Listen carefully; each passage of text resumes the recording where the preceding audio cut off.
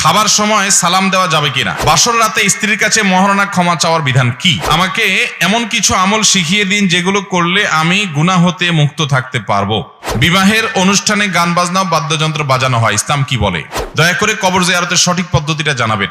সিজদায় কি কি দোয়া করা যায়? বাচ্চার কপালে টিপ দিলে ভালো দেখা যায়, এই জন্য দিয়ে থাকি, এটা কি শিরক হবে? আমার শাশুড়ি আমাকে অত্যাচার করে, কাজ না করলে বকাঝকা করে, কাজ করলে আমার সমস্ত কাজ একযোগে ভুল ধরেন। আমার স্বামীকে বিষয়টি জানালে সে কলা গাছের মতো থাকে, কোনো কথা বলে না, আমি পুরো মজলুম হয়ে পড়েছি, শরীয়তের দৃষ্টিতে আমার কি করা উচিত বলবে? কোরবানির গোশত 3 ভাগে ভাগ করা সম্পর্কে কোরআন সুন্নাহর আলোকে জানতে চাই। শুধুমাত্র বিনোদন এবং অবসর সময় কাটানোর জন্য তাস, ক্যারাম, দাবা, লুডো ইত্যাদি খেলা জায়েজ হবে কিনা, কোরআন হাদিসের আলোকে জানাবে। বর্তমানে তরুণ প্রজন্মের প্রায় সকলেই ফেসবুক ব্যবহার করে থাকে, নিজেদের ছবি ফেসবুকে আপলোড দিয়েও থাকে। এই ছবি ফেসবুকে দিলে কি গুনাহ হবে? অনেকেই বলে ছবি তোলাই না জায়েজ। নামাজের কতটুকু আগ দিয়ে যাওয়া যাবে? ছেলেদের স্বর্ণের বা অন্য কোনো আংটি ব্যবহার করা যাবে কিনা? শ্বশুর শাশুড়ির সেবা করা কি ফরজ, না করলে কোনো সমস্যা আছে কিনা? শ্বশুর শাশুড়ির সেবা, এটা হয়তো কোনো বোন প্রশ্ন করেছেন। শ্বশুর শাশুড়ির সেবা করার জন্য আপনার সে অর্থে ফরজ না, কিন্তু একজন ভালো মুসলমান হওয়ার জন্য আপনি আপনার শ্বশুর শাশুড়ির প্রতি সাধ্য অনুযায়ী তাদের প্রতি সদাচরণ করা, এটা আপনার কর্তব্য অবশ্যই। আপনার উপরে আক্ষরিক অর্থে সেবা করা ফরজ না, কিন্তু আপনার স্বামীর সাথে সুসম্পর্ক যেন বজায় রাখে। তাছাড়া তারা বয়সে বড়, বাবার বয়সী, মায়ের বয়সী, বড়দেরকে সম্মান না করলে, তাদেরকে অসম্মান করলে, তাদের অযত্ন অবহেলা করলে, অসম্মান করলে সেটা কোনো ভালো দিনদার মানুষের কাজ হতে পারে না। সেই জায়গা থেকে আপনি তাদের সাধ্য অনুযায়ী তাদের পাশে দাঁড়াবার চেষ্টা করবেন, তাদের সম্মান করবেন, ইজ্জত করবেন, তাদের প্রতি ভদ্রতা, সৌজন্যতা, সিনিয়র হিসাবে, বয়স্ক হিসাবে বাপমার মতো করে ইজ্জত আপনাকে করতে হবে। সাধ্য অনুযায়ী সেবাও করবেন, এই জন্য যে আপনার স্বামী আপনার জন্য অনেক কিছু করছে, আপনার সংসার উন্নতির জন্য করছে, আপনার ছেলেমেয়ের উন্নতির জন্য করছে, এমন অনেক কিছু করছে যেটা তার জন্য আবশ্যক না। তো আপনিও তার হয়ে তার বাবা মার খেদমত করা, তাদের সেবা করা, তাদের পাশে দাঁড়ানো, এটা আপনার কর্তব্যের অংশ। যে আমার স্বামী আমার জন্য অনেক কিছু করছে যেটা তার উপর আবশ্যক না। আপনার স্বামী যদি আমাকে জিজ্ঞেস করতো যে স্বামী হিসাবে আমি স্ত্রীর জন্য কতটুকু করা আবশ্যক আর কোনটা ফরজ না, তাহলে তো আমরা উত্তরে বলবো যে আবশ্যক হলো তার জন্য ভরণ পোষণের ব্যবস্থা করা, থাকার একটা ব্যবস্থা করা, আপনার জন্য শহরে একটা বাড়ি করা, আপনার জন্য একটা গাড়ি কেনা, আপনার জন্য ভবিষ্যৎ তৈরি করা, আপনার ভবিষ্যৎ ভালো যেন থাকতে পারেন সেজন্য ব্যাংক ব্যালেন্স করা, এগুলো তো স্বামীর উপরে ফরজ না, কিন্তু সেগুলো তিনি সব আপনার জন্য করার চেষ্টা করেন। অতএব তিনি যখন আপনার জন্য ফরজের বাইরে অনেক কিছু করতে চেষ্টা করেন আপনার সুখের আশায়, অতএব আপনারা উচিত তার বাপ মাকে শ্রদ্ধা নিবেদন করা, সম্মান করা, সাধ্য অনুযায়ী খেদমত করা, যেহেতু তিনি বাপ মাকে সময় দিতে পারছেন না আপনার সংসারের জন্য। তো এই জন্য এই জাতীয় আপনার বিষয়গুলোতে প্রত্যেকটা মানুষের মানবিক হওয়া কর্তব্য, না হলে আমরা ভালো মানুষ হতে পারবো না। আপনি একসময় শ্বশুর-শাশুড়ি হবেন, তখন আপনি আশা করবেন আপনার বৌমা আপনার সাধ্য অনুযায়ী সেবা করুক, সাধ্য অনুযায়ী আপনাকে দেখুক, যত্ন নিক, আদর আত্মি করুক, এটা আমাদের করা কর্তব্য, বিধায় সেটা ভোলা যাবে না। এরপরে প্রশ্ন হলো, কবরস্থানে স্যান্ডেল বা জুতা পরে কবর জিয়ারত করতে যাওয়া যাবে কিনা? কবরস্থানে যখন আমরা প্রবেশ করব, বিশেষ করে কবরের উপরে যখন আমরা যাব কোনো প্রয়োজনে, তখন আমরা জুতা স্যান্ডেল পরে গেলে হারাম হবে না, নাজায়েজ বা গুনাহ হবে না। তবে জমহুর উলামায়ে কেরামের মতে কবরস্থানে জুতা খুলে প্রবেশ করাটা সুন্নাহ। জুতা খুলে প্রবেশ করাটা কি সুন্নাহ, এটা হলো বেশিরভাগ উলামায়ে কেরামের মত। এটা ভালো, কবর স্থানে ঢোকার সময় জুতা খুলে প্রবেশ করতে পারলে। ছেলেদের স্বর্ণের বা অন্য কোনো আংটি ব্যবহার করা যাবে কিনা? ছেলেরা স্বর্ণের আংটি ব্যবহার করতে পারবে না, এটা তাদের জন্য জায়েজ নাই। রূপার আংটি তারা ব্যবহার করতে পারবে, আর তামা বা লোহা এটাও হাদিসে নিষিদ্ধ, এটাও করবে না। স্বর্ণ ব্যবহার করবে মহিলারা। দেখেন, ইসলাম বলে মহিলাদের অধিকার দেয় নাই। ইসলাম বলছে স্বর্ণ দামি অলংকার সবচাইতে, এটা ব্যবহার করবে মহিলারা। পুরুষ শুধু চায়া চায়া দেখবে, পুরুষ শুধু চায়া চায়া দেখবে, টাকা দিয়ে কিনে দিবে পুরুষ, কিন্তু পরবে কে? মহিলা। পুরুষের জন্য স্বর্ণের অলংকার ব্যবহার করা কি নাই? জায়েজ নাই। কবরে ডাল পুঁতে রাখা যেতে পারে, এটা বিভিন্ন হাদিস দ্বারা প্রমাণিত। নবী করিম সাল্লাল্লাহু আলাইহি সাল্লাম 2 ব্যক্তির কবরের পাশ দিয়ে যাচ্ছিলেন, তাদের কবরে আযাব হচ্ছিল, তিনি ওহীর মারফত জানতে পারলেন। তখন তিনি একটা খেজুরের ডাল আনতে বললেন, আনার পর সেটা ভেঙে তাদের কবরে তিনি পুঁতে দিলেন। এবং কোন কোন সাহাবী তার মৃত্যুর আগে ওসিয়ত করে গেছেন ডাল পোতার কথা। এই জন্য আমাদের মৃত মানুষদেরকে দাফন করার পর তাদের কবরে যদি আমরা ডাল পুঁতে রাখি, তাহলে ইনশাআল্লাহ বিইذনিল্লাহ এই হাদিসের উপর আমল হবে। কিন্তু আমাদের সমাজে প্রচলিত আছে যে চার কোনায় চারটা ডাল নিয়ে চারজন মানুষ দাঁড়ায় এবং তারা এটাকে একজন একজন করে পুঁততে থাকে। এরকম কোন পদ্ধতির কথা হাদিসে কোথাও বলা হয় নাই। অতএব কবরবাসীর আরামের জন্য আমরা যেরকম জিয়ারত করব, তাদের দোয়া করব, মাগফিরাতের জন্য দোয়া করব, ঠিক একইভাবে তাদের কবরের উপরে গাছ লাগানো, ঘাস লাগানো, এগুলো সবগুলোই যেতে পারে। বিশেষ করে ডাল পোতার কথাও বিভিন্ন হাদিস দ্বারা যেহেতু এই আমলটা সাবেত আছে, বিধায় এটিও করা যেতে পারে, কোনো অসুবিধা নেই। এরপরে প্রশ্ন হলো, নামাজের কতটুকু আগ দিয়ে যাওয়া যাবে, অর্থাৎ নামাজি ব্যক্তির কতটুকু সামনে দিয়ে যাওয়া যাবে, এটা হলো প্রশ্ন। খুব দরকারি একটা প্রশ্ন।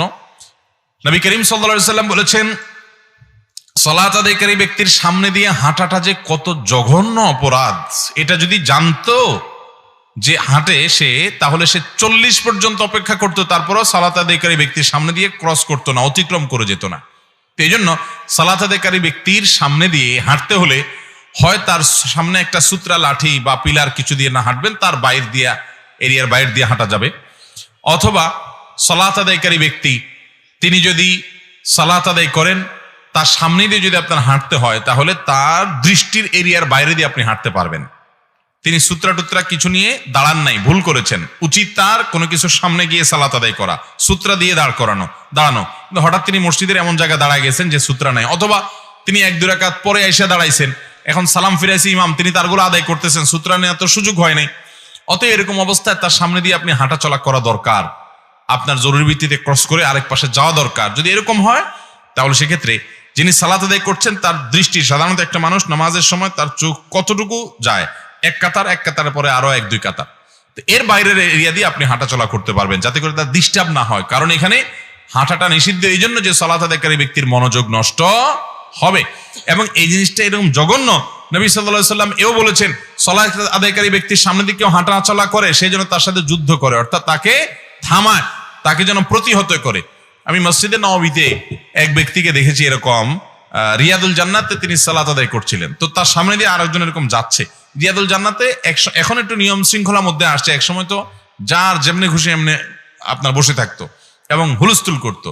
তো ওই ব্যক্তি যখন সামনে দিয়ে যাচ্ছিলেন, সালাত আদায়কারী ব্যক্তি ওই লোকটাকে প্রথমে এরকম হাত দিয়া ইশারা দিলেন যে আমি সালাতে আছি, হয়তো লক্ষ্য করে নেয় সেজন্য হাত দিয়ে এরকম ইশারা দিলেন, দিয়ে আবার উনি সালাত শুরু করছেন। লোকটা তাও যাচ্ছে, আবার তিনি বাধা দিলেন, লোকটা আবারও তেড়ামি করে যাওয়া নিছে। এবার দেখলাম সালাতের মধ্যে এক হাত তার এখানে আছে, আর এক হাত দিয়ে এভাবে কলারটা ধরে একটা মোচড় দিল। খুব লম্বা শক্তিশালী মানুষ ছিল, মোচড় দেওয়ার পরে ওই বেচারা কাইতে নিচে পড়ে গেছে। এর মধ্যে ওই লোক সালাত শেষ করছে, কন্টিনিউ করে চলে গেছে। তো সালাত আদায়কারী ব্যক্তির সামনে দিয়ে কেউ যাওয়া এটা খুব জঘন্য অপরাধ, আমরা অনেকে যাই না। কিন্তু যিনি নামাজ পড়বেন তার দায়িত্ব হলো কোনো কিছুর সামনে দাঁড়ানো। যদি তিনি ভুলে যান অথবা তিনি মাসবুক হন, তাহলে সেক্ষেত্রে তার সামনে দিয়ে হাঁটতে হলে তিনি যে কাতার এ সালাত আদায় করছেন তার আরো 1-2 কাতার রেখে আপনি সামনে দিয়ে যাবেন, যাতে তার দৃষ্টির এরিয়ার বাইরে চলে যান। যদি তার কাতারের এরিয়ার বাইরে অর্থাৎ সেজদার এরিয়ার বাইরে দিয়ে যান, অনেক উলামা ইকরামের মতে জায়েজ হবে। কারণ হলো সেজদার এরিয়া পর্যন্ত হলো তার মনোযোগ নষ্ট হওয়া না হওয়ার হক আছে, এর বাইরে দিয়ে আপনি গেলে সেটাতে অসুবিধা নাই। কিন্তু এহতিয়াত এবং সতর্কতা হলো যে সালাত আদায়কারী ব্যক্তি যে কাতারে নামাজ পড়ছে ওইটা সামনে আরো 1-2 কাতার বাদ দিয়ে তারপর আপনি হাঁটা চলা করতে পারেন। বর্তমানে তরুণ প্রজন্মের প্রায় সকলেই ফেসবুক ব্যবহার করে থাকে, নিজেদের ছবি ফেসবুকে আপলোড দিয়েও থাকে। এই ছবি ফেসবুকে দিলে কি গুনাহ হবে? অনেকেই বলে ছবি তোলাই না জায়েজ। দেখুন, এই বিষয়ে আমরা যে মতটাকে শুদ্ধতর মনে করি সেটা হলো যে ছবি আইডেন্টিটির জন্য তো তোলা যাবেই, আর এটা যখন সফট কপি থাকবে, অর্থাৎ শুধুমাত্র আপনার এটা প্রিন্ট হয় নাই, এটা শুধুমাত্র মোবাইলে আছে বা কম্পিউটারে আছে, এই সফট কপিকে আপনি ব্যবহার করতে পারেন, অসুবিধা নাই। বিশেষ করে এটাকে আইডিতে আপনি আইডেন্টিফিকেশনের জন্য রাখলেন, অসুবিধা নাই। কিন্তু মেয়েদের এই ছবি যদি ব্যবহার করে সেটা মেয়েদের মধ্যে করবেন, প্রোফাইল লক করে রাখবেন বিভিন্নভাবে, যাতে বেপর্দা না হয়। কিন্তু পুরুষরা যদি করেন তাদের জন্য ওই যে শরিয়ার সীমানার মধ্যে থেকে তারা করতে পারেন, অসুবিধা নাই, আইডেন্টিফিকেশনের জায়েজ আছে ইনশাআল্লাহ তাআলা। শুধুমাত্র বিনোদন এবং অবসর সময় কাটানোর জন্য তাস, ক্যারাম, দাবা, লুডো ইত্যাদি খেলা জায়েজ হবে কিনা কোরআন এবং হাদিসের আলোকে জানাবেন। ভাই, অবসর সময় কাটানো মানে আপনার হাতে অনেক অবসর সময় আছে, আপনি কাটাবার জন্য আর কাজ খুঁজে পাচ্ছেন না। শুনেন, অবসর সময় যদি আপনার কাটাতে হয়, বিনোদন যদি আপনার লাগে, তাহলে আপনি খেলাধুলা করবেন, শরিয়া সমর্থিত খেলাধুলা। শরিয়া কোন খেলাধুলার কথা বলে? যেই খেলাধুলায় শারীরিক কসরত হবে, ব্যায়াম হবে, এক্সারসাইজ হবে। আপনি শতরুন্মুক্ত যেন না হয়, 3/4 কিছু একটা পরে আপনি ফুটবল খেলেন এবং সেখানে দুই দলের মধ্যে পারস্পরিক লেনদেন করেন না যে জুয়ার মতো হয়ে যায়, বরং এমনি খেলেন, খেলার মধ্যে হার জিত থাকুক, অসুবিধা নেই। আপনি আপনার ক্রিকেট খেলেন, যে ক্রিকেট খেলা খেলতে গিয়ে কোনো হারামে লিপ্ত হবেন না। আপনি ব্যাডমিন্টন খেলেন, আপনি এমন গলফ খেলেন, এমন কোনো খেলা খেলেন যে খেলা খেলতে গিয়ে কোনো হারামে আপনি লিপ্ত হবেন না এবং সেখানে শারীরিক কসরত আছে। শারীরিক কসরত, ব্যায়াম যদি হয় তাহলে সেই খেলার মাধ্যমে আপনার ব্যায়াম হবে, আপনার শরীরের মধ্যে রিফ্রেশমেন্ট, আপনার মানসিক রিফ্রেশমেন্ট হবে, শারীরিক আপনার ব্যায়াম হবে, এটা আপনি খেলতে পারেন। এগুলো খেললে দেখবেন শরীরটা একটু হালকা লাগছে, মনটা একটু ফ্রেশ লাগছে। কিন্তু আপনি যে প্রশ্ন করছেন, এই দুবু, দাবা, লুডু, ক্যারাম, এগুলো খেললে, তাস, এগুলো খেললে কি মাইন্ডটা ফ্রেশ হয় না আরো ভার হয়? তাহলে বোঝা গেল এটা আমাদের জন্য উপকারী না, এটা আরো মাইন্ডটাকে ভার করে দেয়। আর যদি আপনি 10 মিনিট ফুটবল খেলে আসেন, ব্যাডমিন্টন খেলে আসেন, দেখবেন শরীরটা পাতলা হয়ে গেছে, ঝরঝরা হয়ে গেছে, মনটা ফ্রেশ হয়ে গেছে। আপনি হাঁটছেন, তারপরও দেখবেন আপনার ঝরঝরা হয়ে গেছে। আর বসে বসে লুডু খেলেন, তাস খেলেন, ক্যারাম খেলেন, দাবা খেলেন, এগুলা লম্বা সময় ধরে খেলছেন, যদি আপনি জিতেনও, তারপর দেখবেন আপনার ব্রেনটা হ্যাং হয়ে যাচ্ছে এবং এগুলা মানুষের মস্তিষ্কের জন্য ক্ষতিকর, চোখের জন্য ক্ষতিকর। এই জন্য এই খেলাগুলো জায়েজ নাই, সময় কাটাবার জন্য জায়েজ হবে না। নবী করিম সাল্লাল্লাহু আলাইহি সাল্লাম দাবার ব্যাপারে একবার স্পষ্ট হাদিসে নিষেধাজ্ঞা আছে। আর অনেক খেলা আছে এই টাইপের, নিষেধাজ্ঞা আছে। আর যেগুলো সেই আমলে ছিল না, এগুলো ওই যে হারাম এবং নিষিদ্ধ যেগুলো বা মাকরুহ নিষিদ্ধ যেগুলো, সেগুলোর সাথে সাদৃশ্যপূর্ণ হওয়ার কারণে সেগুলো নিষিদ্ধ। কোরবানির গোশত 3 ভাগে ভাগ করা সম্পর্কে কোরআন সুন্নাহর আলোকে জানতে চাই। কোরবানির গোশত এটা 3 ভাগে যদি ভাগ করা হয় তো সেটা উত্তম, ভালো, মুস্তাহাব। কারণ কোরআনে কারীমে আল্লাহ বলেছেন ফাকুলু মিনহা, কোরবানির গোশত তোমরা নিজেরা খাও, এটা 1 ভাগ হয়ে গেল। ওয়াতআইমু আল কানিআ ওয়াল মুতাররা, এবং তোমরা খাওয়াও কাকে? যার আছে তাকে, অর্থাৎ আত্মীয়স্বজন, বন্ধু বান্ধব, এবং যার নাই গরিব মানুষ তাকেও দাও। তাহলে বোঝা গেল যে কোরবানি গোশত 3 ভাগ করার কথা আল্লাহই বলেছেন। নিজেরা খাও, গরিব দুঃখীকে দাও, অভাবীদেরকে দাও, আর আত্মীয়স্বজন প্রতিবেশীদেরকেও দাও। এটা করাটা মুস্তাহাব। যদি কেউ এটা 3 ভাগ বরাবর না করে, কোরবানি হয়ে যাবে। আমাদের সমাজে এটাকে আবার ফরজ বানায় ফেলছে যে না, 3 ভাগ না করলে হবে না। 3 ভাগ না করলে কি হয়ে যাবে? কোরবানি হয়ে যাবে। আমার শাশুড়ি আমাকে অত্যাচার করে, কাজ না করলে বকাঝকা করে, কাজ করলে আমার সমস্ত কাজ একযোগে ভুল ধরেন। আমার স্বামীকে বিষয়টি জানালে সে কলা গাছের মতো থাকে, কোনো কথা বলে না। আমি পুরো মজলুম হয়ে পড়েছি। শরীয়তের দৃষ্টিতে আমার কি করা উচিত বলবেন? দেখুন, স্বামী যদি এই রকম নির্বিকার হয়, যাকে আপনার ভাষা আপনি কলা গাছ বললেন, তাহলে সেক্ষেত্রে আপনার শাশুড়ির অত্যাচার, অবিচার, এগুলোতে আপনার বোঝা উচিত যে সন্তান হিসাবে সে তো তার মাকে শাসন করতে পারে, নীরবতা অবলম্বন করে। আপনার উচিত হলো সবর করা এবং ধৈর্য ধারণ করা, এবং স্বামীকে, আপনার শাশুড়িদেরকে এবং শ্বশুরকে অন্য কাউকে দিয়ে নসিহা করতে পারলে নসিহা করানো, পারলে কোনো হুজুরকে দিয়ে ওয়াজ শোনাবেন। আমার মনে আছে দিনাজপুরে এক মাহফিলে আমি গেছি, যাওয়ার পর সেখানে এরকম কোন এক বৌমা একটা প্রশ্ন পাইছি, প্রশ্ন উত্তর দিছি। দেওয়ার পরে মাহফিল শেষ করে আমি যাওয়ার সময় আয়োজকরা আমাকে ফোন দিয়ে বলল যে ভাই, আমাদের এই মাহফিলে, আজকের মাহফিল থেকে যাওয়ার পর একজন বৃদ্ধা মহিলা আমাদেরকে ফোন করছেন। ফোন করে বলছেন, পোস্টার নাম্বার নিয়ে বলছেন, বাবা, আমি আমার বৌমার সাথে অনেকদিন কথাবার্তা বলতাম না, তার সাথে আমার দা কোমরা সম্পর্ক ছিল, কিন্তু বৌমার প্রতি অত্যাচার করলে যে আমার গুনাহ হয়, আমার নামাজ রোজা কাজ দিবে না, তার প্রতি অত্যাচার করলে, পরের ঘরের মেয়ে, আমি তাকে হয়তো জ্বালাতন করলে গুনাহ হবে। এটা জানার পর আমি আজকে মাহফিল থেকে আইসা আজকেই বৌমাও মাহফিলে গেছে, আমিও মাহফিলে গেছি। আসার সময় আমরা দুজনের সাথে মিলেমিশে গেছি এবং আমি মাপ চেয়ে নিছি তার কাছে।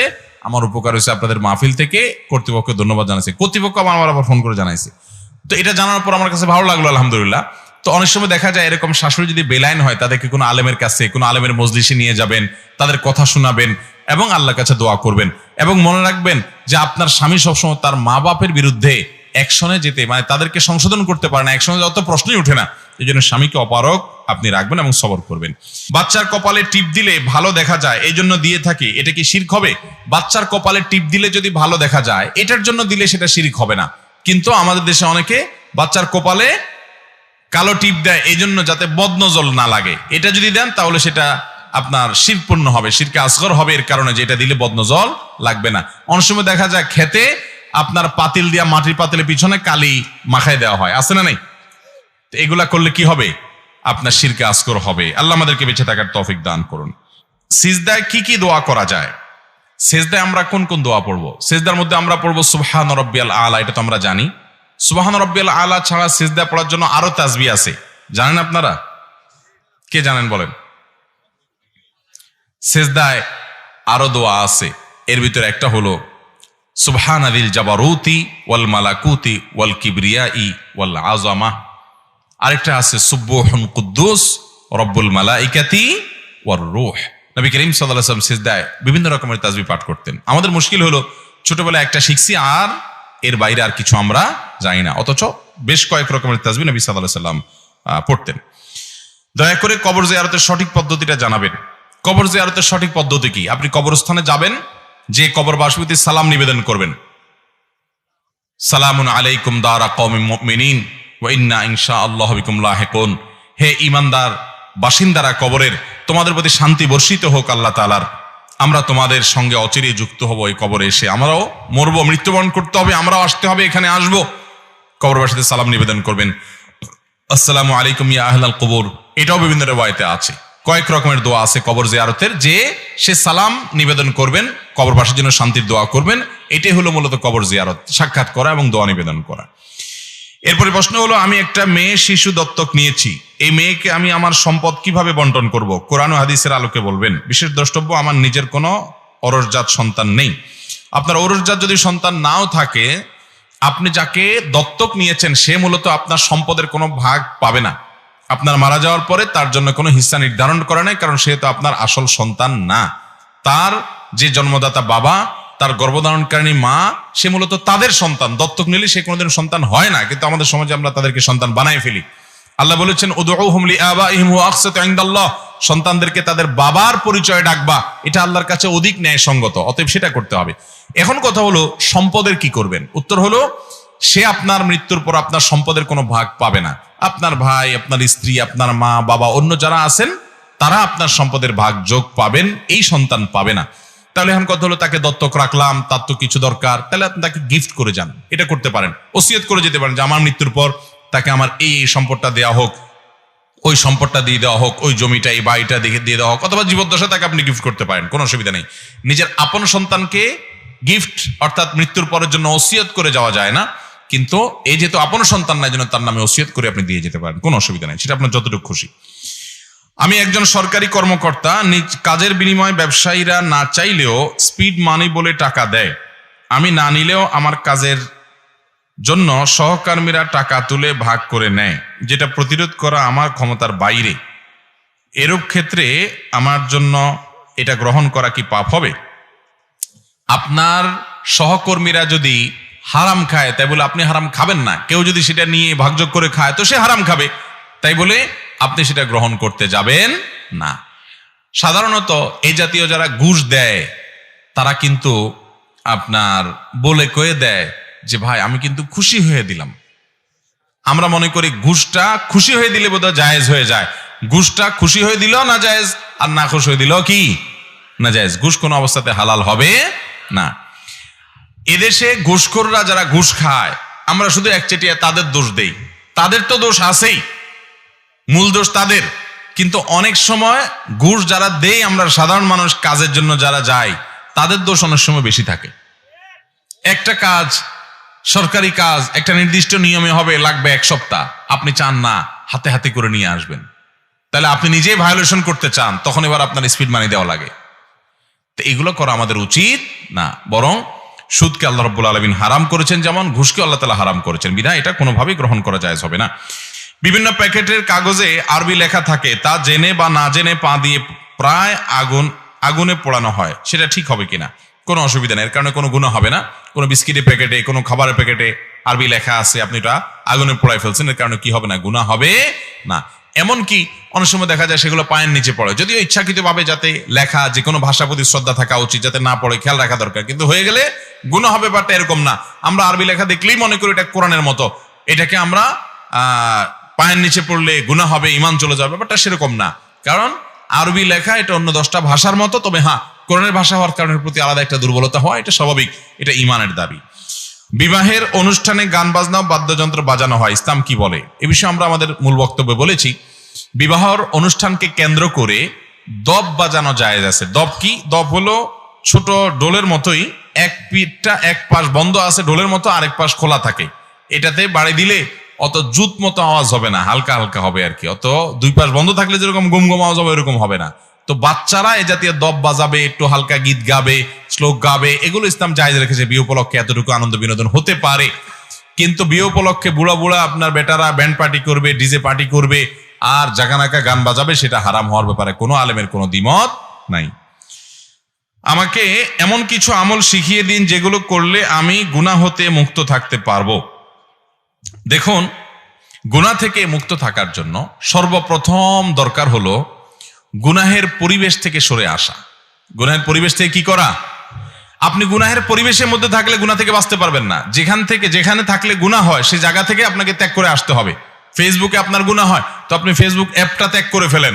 কোনো আইডি থেকে বাজে জিনিস আসে, ও আইডিটাকে আপনি ব্লক লিস্টে ফেলে দেন।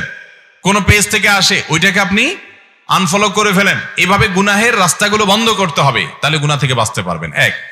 দ্বিতীয়ত হলো, যারা গুনাহ থেকে বাঁচার জন্য সংগ্রাম করে, এরকম কিছু আল্লাহভীরু মানুষ সব সমাজে পাবেন। যুবক, বিভিন্ন বয়সের, হারাম থেকে বাঁচার জন্য জীবন দিয়ে দিতে রাজি আছে তারা। এই নেককারদের সান্নিধ্য নিতে হবে। ইয়া আইয়ুহাল্লাযীনা আমানু তাকুল্লাহ ওয়া কুনু মা'আস সাদিকিন, হে ঈমানদারগণ তাকওয়া অবলম্বন করো এবং সৎ মানুষদের সাথে থাকো, তাদের সাথে থাকতে হবে। তৃতীয়ত, গুনাহ থেকে বাঁচার জন্য আল্লাহর কাছে পানাহ চাইতে হবে, বেশি বেশি করে পানাহ চাইতে হবে। আল্লাহ, আপনি আমাকে গুনাহ থেকে বাঁচার তৌফিক দান করেন। এরকম ত্রিমুখী প্রচেষ্টা করলে ইনশাআল্লাহ বিইذনিল্লাহ আল্লাহ তাআলা গুনাহ থেকে বাঁচার তৌফিক দিবেন। বাসর রাতে স্ত্রীর কাছে মহারণা ক্ষমা চাওয়ার বিধান কি? স্ত্রীর কাছে বাসর রাতে মহারণা ক্ষমা চাওয়া এটা কাপুরুষিত কাজ। এটা খুবই লজ্জার কথা। আপনি বাসর রাতে স্ত্রীর কাছে মহারণা মাপ চাওয়ার চাইতে আপনি বিয়ের আগে থালা নিয়ে রাস্তায় বসে মানুষের কাছে যদি আপনি একটা কাগজ লেখা ভিক্ষা করেন যে আমার মোহর দেওয়ার টাকা নাই, বোর কাছে মাপ চেয়ে ছোট হওয়ার চাইতে বরং আপনারা আমাকে কিছু আল্লাহর রাস্তে দেন, এটা বরং বেটার। কারণ আপনি ওই মেয়েটারে তার কাছ থেকে আপনি মাপ চাইয়া সিন ক্রিয়েট করে বাসর রাতে তারে ফান্দে ফালাই দিচ্ছেন, বেচারি মাপ না করে যাবে কই, বাধ্য হয়ে বলে ঠিক আছে আর কি করা। তো এটা কিন্তু উচিত না। আপনি যতটুকু মোহর দিতে পারেন ততটুকু মোহর ধার্য করবেন। আপনার মাপ চাইতে বলছে কি? বাঘের বাচ্চার মতো বলবেন যে মোহর আমি কম দেবো, এত আমি দিতে পারবো না। ওই মজলিসে বসে বাহাদুরি জাহির করেন, হ্যাঁ লেখেন 10 লাখ 20 লাখ 30 লাখ, আদিকে তলে তলে বোরকা যায় মাপ চান। এটা খুব ছোট কথা, এটা ছোট লোকে, এটা করা উচিত না। যতটুকু সামর্থ্য আছে ততটুকু মোহর ধরবেন। খাবার সময় সালাম দেওয়া যাবে কিনা? খাবার গ্রহণ করার সময় সালাম দেওয়া যাবে, কোনো অসুবিধা নেই। আমরা অনেকে মনে করি যে খানা খাওয়া নামাজ পড়া সমান। শুনছেন আপনারা? এটা বানোয়াট কথা। খানা খাওয়ার নামাজ পড়া সমান কেমনি হয়? খানা খাওয়ার সময় কেউ সালাম দিলে সালামের জবাব দেওয়া যাবে, কোনো অসুবিধা নেই। বেলায়েত অর্থ কি? বেলায়েত অর্জনের পদ্ধতি কি? বেলায়েত মানে হলো আল্লাহর ওলি হওয়া। আল্লাহর ওলি হওয়ার পদ্ধতি হলো আল্লাহর প্রতি ঈমান আনা, আল্লাহর আনুগত্য করা, আল্লাহর নির্দেশগুলো মেনে চলা, আল্লাহর নিষিদ্ধ বিষয়গুলা থেকে বেঁচে থাকা, আল্লাহর নৈকট্য লাভের জন্য বেশি সিজদা করা, আল্লাহর নৈকট্য লাভের জন্য আল্লাহ রাব্বুল আলামিনের নফল ইবাদত বেশি বেশি করে করা। এগুলো আল্লাহর নৈকট্য বান্দাকে এনে দেয়, হাদিসে আসছে। আর আরো বিস্তারিত জানতে চান তাহলে ডক্টর খন্দকার আব্দুল্লাহ জাহাঙ্গীর রহমাতুল্লাহর লেখা রাহে বেলায়েত বইটা পড়বেন। এই বইটার নামই হলো রাহে বেলায়েত, মানে ওলি হওয়ার পথ, আল্লাহর বন্ধু কিভাবে হবেন, পুরা বিস্তারিত সে বইতে পাবেন। একজন মুসলমান হিসাবে ভাষা শহীদদের জন্য আমাদের করণীয় কি? খুবই প্রয়োজনীয় প্রশ্ন। আমাদের মায়ের ভাষায় কথা বলার অধিকার আদায় করে দিতে গিয়ে যে মানুষগুলোর জীবন দিতে হলো, সেই মানুষগুলোর সবগুলো মানুষই মুসলমান, সবাই বিশ্বাসী, এবং সবগুলো মানুষ এই যে আব্দুল জব্বার, আব্দুল সালাম, এই সমস্ত মানুষগুলো যারা চলে গেলেন, আবুল বরকত, যাদের অন্যায়ভাবে যাদেরকে হত্যা করা হলো, সে ব্যক্তি যে নিজের অধিকার আদায়ের জন্য, নিজের জীবন রক্ষা করার জন্য জালেমের জুলুমের শিকার হয়ে মারা গেছে, আল্লাহ তাআলা তাকে শাহাদাতের মর্যাদা দান করবেন। আমাদের একজন মুসলমান হিসেবে কর্তব্য হলো তাদের জন্য দোয়া করা। তার জন্য কি করতে হবে? দোয়া করতে হবে। একজন মুসলমানের মৃত্যুর পর তার জন্য দোয়া করাই হলো প্রধান কর্তব্য, মূল কর্তব্য। কারণ দোয়াটাই তার একটু উপকারে আসবে, তার পক্ষ থেকে দান সাদাকা করলে সেগুলো তার উপকারে আসবে। কিন্তু দুঃখের বিষয় হলো আমরা এমন অনেক কাজ করি যে কাজগুলো তাদের কোনো উপকারে আসবে না, বরং সেগুলো আমাদের জন্য ক্ষতির কারণ হতে পারে। এরকম অনেক কাজ আমরা করি, খুবই দুঃখজনক। নিজের ভাষা, নিজের ভূমি, এগুলোর প্রতি ভালোবাসা, এটা সহজাত একটা বিষয়। কারোর মধ্যে যদি এটা না থাকে তাহলে তার সুস্থ মস্তিষ্ক এবং সুস্থ মানুষকে নিয়ে এটা নিয়ে প্রশ্ন তোলা যায়। মানুষ যে ভূমিতে জন্ম নেয়, যে ভূমিতে বড় হয়, সে মাটির প্রতি তার টান, ভালোবাসা, এটা সহজাত বিষয়। নবী করিম সাল্লাল্লাহু আলাইহি সাল্লাম মক্কা থেকে যখন হিজরত করে আসছেন, বারবার তিনি মদিনা থেকে মক্কার দিকে ফিরে ফিরে তাকাচ্ছিলেন। আল্লাহ বলেছেন, কদ নারা তাকাল্লুবা ওয়াজহিকা ফিস সামা, হে রাসূল, বারবার আপনি আকাশের দিকে ফিরে ফিরে তাকাচ্ছেন যে আপনার কেবলা যেন আপনার মাতৃভূমি হয়, কেবলা যেন বাইতুল মুকাদ্দাস থেকে ফিরে বাইতুল মাতৃভূমির দিকে হয়। আমি এটা দেখছি, আল্লাহ দেখছেন, আল্লাহ বলেছেন। এবং আল্লাহ বলেছেন, ফালানুওয়াল্লিয়ান্নাকা কিবলাতান তারদাহা, অচিরেই আপনাকে এমন একটা কেবলার দিকে ফিরতে নির্দেশ করব যে আপনি সন্তুষ্ট হয়ে যাবেন। পরবর্তীতে সেটা নাজিলও হয়েছে। এজন্য নবী করিম সাল্লাল্লাহু আলাইহি ওয়াসাল্লাম তিনি তার মাতৃভূমির প্রতি তার সহজাত ভালোবাসা ছিল। এটা স্বাভাবিক, নিজের ভাষা, নিজের ভূমির প্রতি আমাদের ভালোবাসা হবে, মায়ের ভাষা, এটার প্রতি আমাদের ভালোবাসা থাকবে। কিন্তু এই ভালোবাসা প্রকাশের জন্য আপনি একটা ডেফিনিশন দিয়ে বলবেন তোমাকে এটা করতে হবে, না তোমাকে বলা হবে যে তুমি ভালোবাসা নাই, তুমি এটার প্রতি বিদ্বেষ লালন করছো, তুমি এই করছো সেই করছো, সেগুলো রীতিমতো অবিচার এবং প্রহসন, রীতিমতো জুলুম। মনে রাখবেন, একজন মুসলমান হিসাবে ভাষার জন্য আত্মত্যাগ করেছেন যারা, জীবন দিয়েছেন যারা, আমরা তাদের জন্য দোয়া এবং সাদাকা করলে তাদের উপকারে আসবে। এছাড়া আমরা বেদিতে ফুল দিলে তাদের চুল পরিমাণ কোনো উপকার হবে না। বরং যারা মারা গেছেন তারা সবাই মুসলমান হওয়ার কারণে একজন মুসলমান হিসাবে তারা ফুল নয়, দোয়া চাওয়ার কথা। এবং তাদের যারা পরিবার সদস্যরা বেঁচে আছেন তাদের কাছ থেকে যদি আপনি জিজ্ঞাসা করেন, আমার বিশ্বাস তারাও বলবে ফুলগুলো তো আমাদের কাজে আসে না, আমরা চাইবো আমাদের মৃত মানুষের জন্য উপকার হয় এরকম কোনো কাজ করা হোক। ভাইরা আমার, ডক্টর খন্দকার আব্দুল্লাহ জাহাঙ্গীর রহমতুল্লাহ আলাইহি এই জাতীয় একটা প্রশ্ন উত্তরে বলেছিলেন যে একজন মানুষ তার মৃত্যুর পর তাকে যদি উপকার করতে হয় তাহলে ধর্মীয় পদ্ধতিতে করতে হবে, যদি আপনি আস্তিক হন। আর যদি আপনি নাস্তিক হন, তাহলে নাস্তিক হলে তো আর তার উপকারের ব্যাপার নেই। আপনি মনে করেন সে মানুষের সাথে মিশে গেছে, অতএব তাকে আর শ্রদ্ধা নিবেদন করার কি আছে, ওটা তো পুরোটাই বাদ যদি নাস্তিক হন। আর যদি আপনি আস্তিক হন, তাহলে সেক্ষেত্রে আপনার বিশ্বাস হবে যে আমি তাকে উপকার করার একমাত্র মাধ্যম হলো ধর্ম, ধর্মীয় ভাবে উপকার করতে হবে, এছাড়া কোনো উপায় নাই। এখন ধর্মীয় ভাবে যদি উপকার করতে হয়, তারা সবাই যেহেতু মুসলমান ছিলেন, অতএব তাদেরকে ইসলামিক পদ্ধতিতেই উপকার করতে হবে। অন্য কোনো পদ্ধতিতে উপকার করলে সেটা উপকার নয়, বরং আরো ক্ষতি নিজেদের হবে, ইমানের ক্ষতি হতে পারে। বাংলাদেশের প্রথম সারির একটা আপনার ম্যাগাজিন আছে, মাসিক পত্রিকা আছে, আল কাউসার, মাসিক আল কাউসার। এই মাসিক আল কাউসারের নভেম্বর মাসে 2013 এই সংখ্যায় একটা আর্টিকেলে এ সম্পর্কে বেশ কয়েকটি তথ্য লেখা হয়েছে, বেশ আমাদের জন্য চিন্তা জাগানিয়া এবং আমাদের জন্য খুবই গুরুত্বপূর্ণ। সেখানে লেখা হয়েছে যে হিন্দুদের দেবদেবীদের প্রতিমাকে যে উঁচু স্থানে স্থাপন করা হয় সেটাকে বলা হয় বেদী। বেদী বলা হয় কাকে? হিন্দুরা যে উঁচা জায়গায় দেবদেবীর মূর্তি রেখে পূজা করে, ওই উঁচু জায়গাটা যেখানে প্রতিমা রাখা হয় ওইটাকে বলা হয় কি? দেবী, বেদী। এ বিষয়ে আপনার বাংলা একাডেমি থেকে প্রকাশিত সংক্ষিপ্ত বাংলা অভিধান, এই সংক্ষিপ্ত বাংলা অভিধানের মধ্যে আপনার লেখা আছে যে বেদী কাকে বলা হয়? বেদী বলা হয় হিন্দুদের যজ্ঞ বা পূজার জন্য প্রস্তুত যে উঁচু ভূমি, ওইটাকে বলা হয় বেদী। তাহলে শহীদ মিনার যে ফুল দেওয়ার জন্য, শহীদদের আত্মার জন্য বা শহীদদের সম্মানার্থে যেটা কোনোটার নামও আপনি বেদী দিলেন, ওই একই জিনিস। এবং সেই সাথে বেদীকে পবিত্র মনে করে হিন্দুরা, সেজন্য সেখানে খালি পায়ে যায়, নগ্ন পায়ে যায়। এবং এখানেও আমাদেরকে নগ্ন পায়ে যেতে বলা হয়, উঠতে বলা হয়। লক্ষ্মী পূজার সময় আলপনা আঁকা হয়, আলপনা কাকে বলা হয়? এই সম্পর্ক আপনার বাংলা একাডেমির সংক্ষিপ্ত বাংলা অভিধানের মধ্যে আপনি দেখবেন যে আপনার বলা হয় আলপনা বলা হয় যে আপনি সিঁড়ি, ফ্লোর, মাটিতে আঁকলেন, এটাকে আলপনা বলা হয়। এটা লক্ষ্মী পূজার সময় করা হয়। এখানেও সে একই জিনিস করা হচ্ছে। ঠিক একইভাবে আপনার আরো বহু প্রশ্ন আছে, যেই প্রশ্নগুলো আমাদের এই কালচারের সাথে খুব প্রাসঙ্গিক ভাবে চলে আসে। এগুলো কোত্থেকে আসলো? যে লোকগুলো মারা গেল তারা মুসলমান, তাদের পরিবাররা সব মুসলমান, তাহলে তাদেরকে শ্রদ্ধা জানাবার জন্য দোয়া হওয়ার কথা, তাদের জন্য মাগফিরাত চাওয়ার কথা, তাদের জন্য দোয়া দুরূদ করার কথা, সেটার নামগন্ধ কেন নাই? অতএব আল্লাহ তাআলা আমাদেরকে সঠিক এবং শুদ্ধটা করার তৌফিক দান করুন। আমরা তাদের প্রতি শ্রদ্ধা প্রদর্শন করতে গিয়ে যেন এমন কাজ না করি যেটা শিরকের সাথে সাদৃশ্যপূর্ণ হয়, তাহলে কিন্তু ঈমান নিয়ে টানাটানি দেখা দিতে পারে। আল্লাহ রাব্বুল আলামিন ঈমান বিধ্বংসী হিন্দুয়ানি অপসংস্কৃতির এই সমস্ত ভয়াবহতা আল্লাহ তাআলা আমাদেরকে বোঝার তৌফিক দান করুন। আমরা প্রত্যেকে আমাদের মাটিকে, আমাদের প্রিয় ভূমিকে, আমাদের প্রিয় ভাষাকে ভালোবাসবো। এটা আমাদের সহজাত প্রকৃতির দাবি।